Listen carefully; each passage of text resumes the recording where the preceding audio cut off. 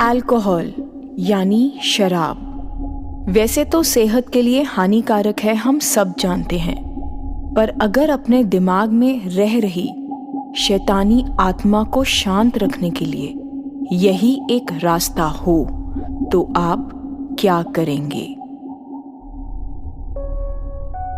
Hello, हाय, नमस्कार दोस्तों, स्वागत है आपका मेरे स्टोरी पॉडकास्ट कुछ तो बात है के नए एपिसोड में, जिसका नाम है इंट्रूडर इन माई माइंड। आज की हमारी कहानी अरुणाचल प्रदेश के एक छोटे से गांव सिजोसा में रहने वाले लड़के जोमिन की है। वो या तो शैतान के कब्जे में रह सकता है या शराब के। तो आइए सुनते हैं 25 साल के लड़के जोमिन की कहानी। कुछ हफ्तों से मेरे साथियों ने नोटिस किया था कि मैंने शराब पीना काफी शुरू कर दिया है। सीधा सीधा बोलूं तो तकरीबन रोज रात में पीने लग गया था। मेरी कहानी सुनने के बाद शायद आपको भी 2 शॉट्स लगाने पड़े। आगे बढ़ने से पहले मैं 2 चीजें आपको बता दूं। पहली ये कि मेरे पापा हमारे गांव के गैंगस्टर हैं। कोई भी मेरे पापा के आगे टिक नहीं पाता। कोई भी मतलब कोई भी उनसे पंगा नहीं लेना चाहता, उनकी बैड बुक्स में नहीं आना चाहता। दूसरा, मैं कभी भी किसी भी तरह से उनके किसी भी मैटर में इन्वॉल्व नहीं होता, थैंक्स टू माय मम्मा। वैसे मुझे खुद भी इतना शौक नहीं है उनके खतरनाक कामों में भागीदार बनने में। प्रॉब्लम वहाँ आती है जब दूसरे लोग जो मेरे पापा से जलते हैं या उनको नुकसान पहुंचाना चाहते हैं, उनको मेरी चॉइस से कोई फर्क नहीं पड़ता। एक सैटरडे दोपहर मैं पड़ोस में जा रहा था कि मुझे 2 लोगों ने पकड़ा और जबरदस्ती वैन में बिठा दिया। एक ने मेरे मुंह में कपड़ा ठूसा और दूसरे ने काले कपड़े से मेरा सिर ढक दिया। अंदाजे से 1 घंटे बाद वैन रुकी, पीछे का दरवाजा खुला और मुझे बाहर निकाला। मुंह से जैसे ही कपड़ा हटाया, मैंने चैन की सांस ली।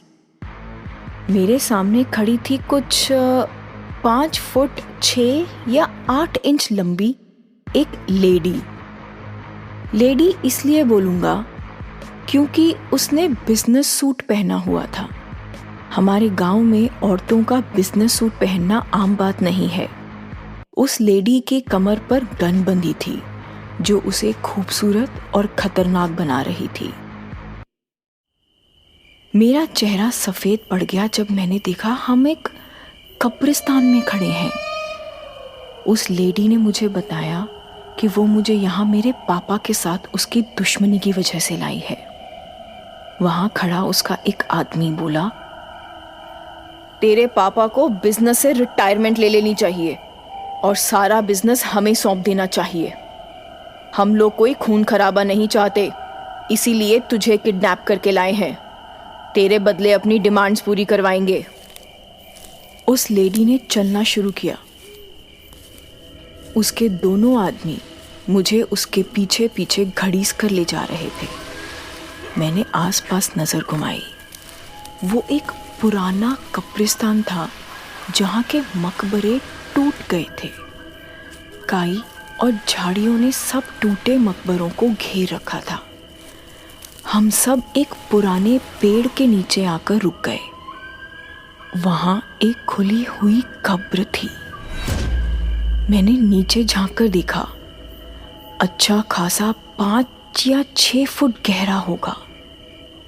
एक खुला हुआ कॉफिन यानी ताबूत, हाँ ताबूत रखा था उसमें। मैं सोच ही रहा था कि आगे ये लोग मेरे साथ क्या करने वाले हैं कि मेरी नज़र उस लेडी पे गई।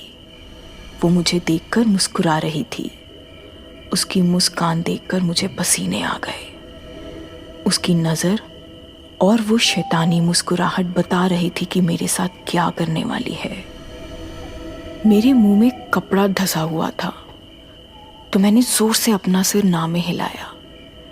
गुंडों ने बताया, जिस कब्र के आगे तुम खड़े हो ना, वो एक 400 साल पुरानी शैतानी जादूगरनी साशा की कब्र है। कुछ लोगों द्वारा तड़पाए जाने के बाद उसने बदला लेने के लिए शैतानी रूहों से हाथ मिला लिया था। वो अपनी नई और ताकतवर शक्ति से बच्चों को अपने वश में कर लेती थी, फिर उन्हें खुद ही अपनी जान लेने को मजबूर करती थी। कहा जाता है कि साशा शैतान की मदद भी करती थी लोगों को पोजेस करने में। शैतानी रूहों की जीती जागती चलती फिरती साथी बन गई थी। उसे चुड़ैल का खिताब भी मिला था और लोगों ने उसे जिंदा दफना डाला। ये बताते हुए उन्होंने मुझे धीरे धीरे ताबूत में उतारना शुरू किया। एक ऑक्सीजन सिलेंडर रखा था ताबूत में, जिसे मैंने ध्यान से रखा। उसे तो गलती से भी नुकसान नहीं पहुंचा सकता था। 1 घंटे की ऑक्सीजन के साथ मैं ताबूत में लेट गया। बहुत मुश्किल था, बड़ी मुश्किल से फिट हुआ उसमें मैं। ऑक्सीजन मास्क अपने मुंह पर लगाया और सिलेंडर टैंक का वाल्व खोल दिया। एक आदमी नीचे आया और ताबूत का ढक्कन बंद कर दिया।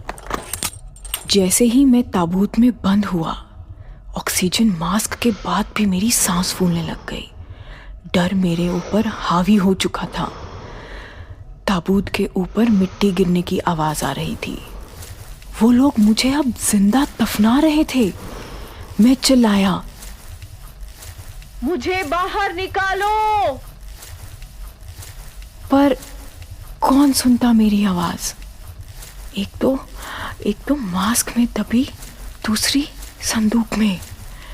मैं फिर चिल्लाया, तुम्हें ये सब करने की जरूरत नहीं है। मेरे पापा से बात कर लो, वो तुम्हारी सब डिमांड्स मान लेंगे। सिर्फ एक ही आवाज आ रही थी, मिट्टी गिरने की, और वो भी अब धीमी होती जा रही थी। मैंने धक्का लगाया पर कुछ नहीं हुआ। इतनी जगह ही नहीं थी ताबूत में कि मैं जोर से धक्का लगा पाऊं। फिर मैंने अपनी टांगों को मोड़कर घुटनों से भी धक्का लगाया, पर कुछ नहीं हुआ।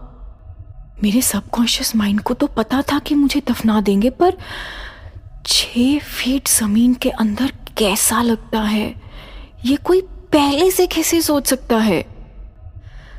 दिल में हौला सा हो रहा था। मैं बिल्कुल भी हिल नहीं पा रहा था। अपने आप को जितनी बार बाहर निकालने की कोशिश करता, उतनी बार और ज्यादा जकड़न का एहसास होता। जोर जोर से रो रहा था, कुछ भी बोली जा रहा था। इतना खौफ मैंने आज तक महसूस नहीं किया। अचानक मेरा ध्यान गया मेरे मास्क पे। ऑक्सीजन की हवा और ही कहीं जा रही थी। मेरी स्ट्रगल ने प्लास्टिक मास्क को हटा दिया था। मैंने झट से ऑक्सीजन मास्क ठीक किया और अपनी नाक पर फिर से फिट कर दिया। मैं अपने दिमाग को शांत किए जा रहा था, बार बार समझा रहा था, ऐसे तो ऑक्सीजन टैंक जल्दी खत्म हो जाएगा जोमिन, शांत रहे। आई नीड टू काम माई सेल्फ। जिंदा रहने के लिए एक ही रास्ता है, अपना दिमाग शांत और पॉजिटिव रखो। एक एक लम्हा उस वक्त ताबूत में एक एक घंटे की तरह लग रहा था। इतना अंधेरा मानो मुझे चीरे जा रहा हो। शब्दों में बयां ही नहीं कर सकता वो खामोशी, वो अकेलापन। जिंदा होकर भी मुझे मुर्दा होने का एहसास हो रहा था। कुछ देर बाद एक नई आवाज ने मेरा ध्यान अपनी तरफ खींचा। बहुत दूर से आई वो आवाज। कुछ पल के लिए ही आई। मुझे तो वहम लगा, ऐसा लगा सुना भी है कि नहीं। कितना वक्त लगा दिया तुमने आने में। मैं एकदम उठने लगा। ये आवाज कैसी? ये क्या है? मेरा माथा इतनी जोर से ऊपर के ढक्कन से फूटा कि मुझे तारे नजर आने लग गए। वो एक औरत की आवाज थी। जिस औरत ने मुझे दफनाया था वो गन वाली लेडी उसकी तरह नहीं थी। वो अलग टोन थी, बहुत रूखी, बहुत उदास। मतलब शब्दों में बयां नहीं कर सकता, लेकिन ऐसी जैसे बहुत सालों से किसी चीज को तरस रही हो, लेकिन बहुत दूर से आ रही थी। जैसे मैं सुरंग के एक कोने में खड़ा हूं और वो दूसरे कोने पे।